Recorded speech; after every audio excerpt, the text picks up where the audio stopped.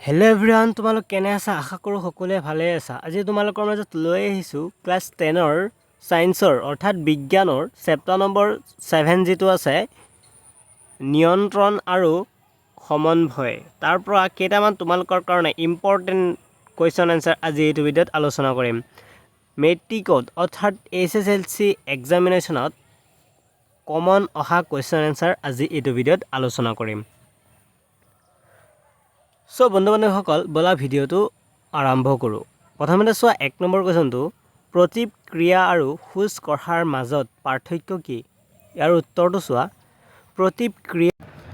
প্ৰতিক্ৰিয়া এটা অনৈচ্ছিক ক্ৰিয়া, আনহাতে খোজ কঢ়া এটা ঐচ্ছিক ক্ৰিয়া, অৰ্থাৎ খোজ কঢ়াৰ লগত ব্যক্তি এজনৰ ইচ্ছা জড়িত থাকে। তাৰপিছত 2 নম্বৰটো চোৱা, নেক্সট কুৱেশ্যন, দুটা নিউৰনৰ মাজত সংযোগী পথ বা চাইনেপছত কি ঘটে?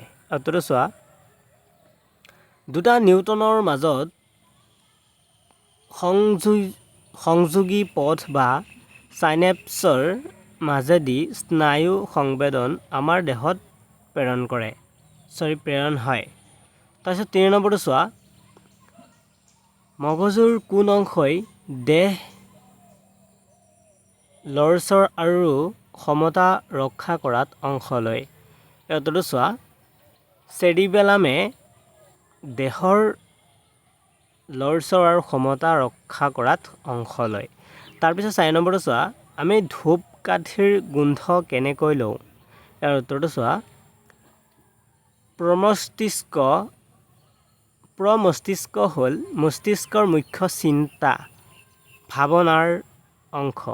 ইয়াৰ অংশই শৰীৰৰ বিভিন্ন সংগ্ৰাহী ইন্দ্ৰিয়ৰ পৰা অহা সংবেদী স্নায়ুৰ প্ৰেৰণা গ্ৰহণ কৰে। এই অংশত শ্ৰৱণ, ঘ্ৰাণ, দৃষ্টি আৰু আদি এলেকা থাকে।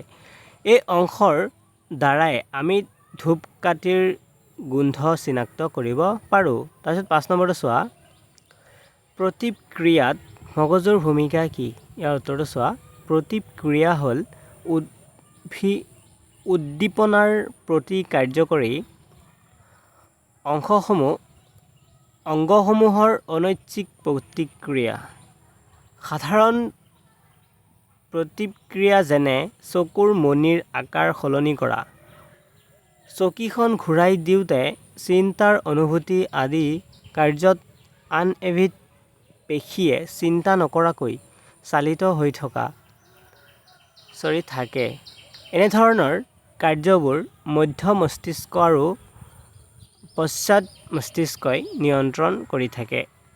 তাৰপিছত 1 নম্বৰটো চোৱা, উদ্ভিদৰ সঞ্জীৱনী পদাৰ্থ বিলাক কি কি? ইয়াৰ উত্তৰটো চোৱা, জিবাৰেলিন আৰু চাইটকাইনিন।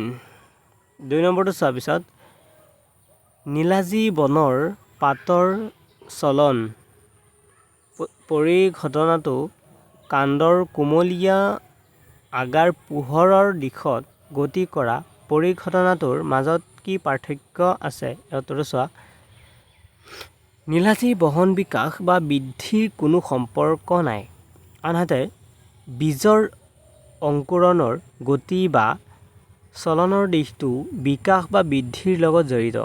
নীলাজী বনৰ ক্ষেত্ৰত স্পৰ্শ কৰা অংশৰ পৰা গতি লাভ কৰা অংশৰ সংযোগ স্থাপনত বৈদ্যুতিক ৰাসায়নিক মাধ্যমৰ যোগেদি এটা কোষৰ পৰা আন এটা কোষলৈ সংযোগ হৈ থাকে।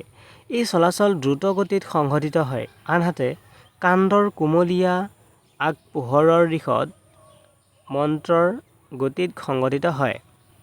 তাৰপিছত 3 নম্বৰটো চোৱা, উদ্ভিদৰ বৃদ্ধিত অৰিহণা যোগোৱা এবিধ সঞ্জীৱনী পদাৰ্থৰ উদাহৰণ দিয়া। এইটো হ'ল অক্সিজেন। তাৰপিছত 4 নম্বৰটো চোৱা, কোনো এক আধাৰত চাৰিওপাশে আকৰ্ষৰ বৃদ্ধিত অক্সিজেনে কেনেকৈ সহায় কৰে? উত্তৰটো চোৱা, অক্সিজেনে উদ্ভিদৰ বৃদ্ধিত অৰিহণা যোগায়।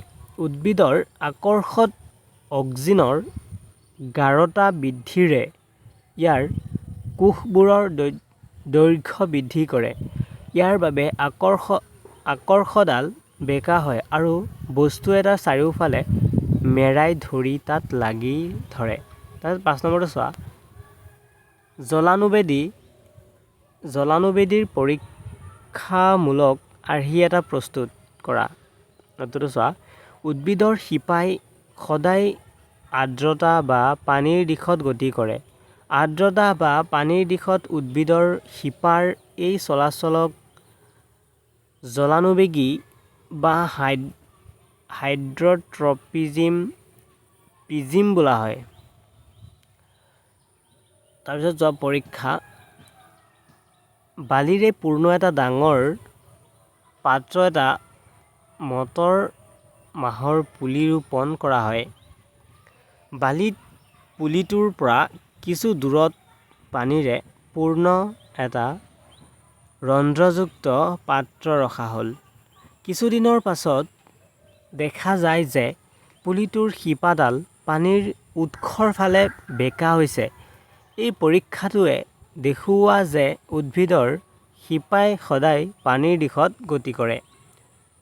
তাৰ পিছৰ 1 নম্বৰটো চোৱা, প্ৰাণীদেহৰ ৰাসায়নিক সমন্বয় কেনেকৈ সংঘটিত হয়?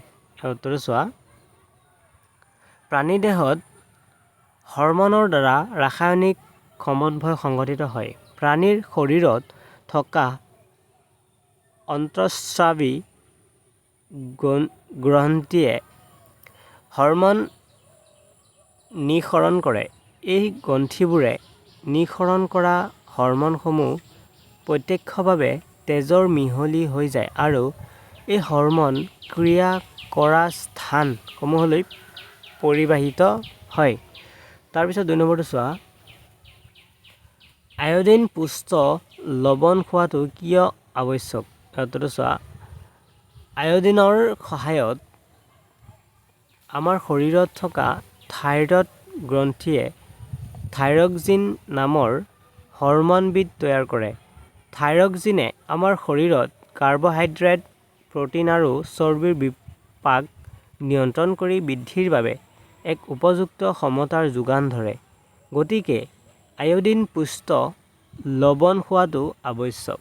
তাৰপিছত 3 নম্বৰটো চোৱা, আমাৰ দেহৰ তেজৰ এড্ৰিনেলিনৰ নিঃসৰণ ঘটিলে দেহত কেনে প্ৰতিক্ৰিয়া হয়? উত্তৰটো চোৱা, এড্ৰিনেলিনৰ পোনপটীয়াকৈ তেজৰ নিঃসৰণ হয় আৰু দেহৰ বিভিন্ন অংশলৈ প্ৰবাহিত হয়। এড্ৰিনেলিনে নিৰ্দিষ্ট কোষকালত ক্ৰিয়া কৰে। ইয়াৰ ফলত আমাৰ হৃদযন্ত্ৰৰ ধপধপনি বাঢ়ি যায়। ফলত পেশীসমূহত অক্সিজেনৰ যোগান বৃদ্ধি হয়। ইয়াৰ কাৰণে কংকাল পেশীলৈ তেজ প্ৰবাহিত হয়। মধ্যস্থতা আৰু কামিহাড় পেশী সংকোচনৰ ফলত শ্বাস-প্ৰশ্বাসৰ হাৰ বৃদ্ধি পায়। এই সকলোবিলাক একেলগে হৈ কোনো এটা কাৰ্য সম্পাদন হয়। তাৰপিছত 4 নম্বৰটো চোৱা, কিছুমান ডায়েবেটিছ ৰোগীক ইনচুলিনৰ বেজী দিয়া হয় কিয়? উত্তৰটো চোৱা, ইনচুলিন হ'ল আমাৰ শৰীৰৰ অংগাশয় গ্ৰন্থিয়ে ক্ষৰণ কৰা এবিধ হৰম'ন, যিয়ে আমাৰ তেজৰ শৰ্কৰাৰ স্তৰ নিয়ন্ত্ৰণ কৰে। যদি এই হৰম'নবিধ উপযুক্ত পৰিমাণত নিঃসৰণ কৰা নাযায়, তেনেহ'লে আমাৰ তেজৰ শৰ্কৰাৰ স্তৰ বৃদ্ধি হয়, যাৰ ফলত শৰীৰত নানা হানিকাৰক প্ৰভাৱে দেখা দিব পাৰে। আমাৰ তেজত শৰ্কৰাৰ স্তৰৰ বৃদ্ধিয়ে ডায়েবেটিছ ৰোগৰ সৃষ্টি কৰে, যাৰ বাবে এই ৰোগৰ কিছুমান ৰোগীক ইনচুলিনৰ বেজী দিয়া হয়।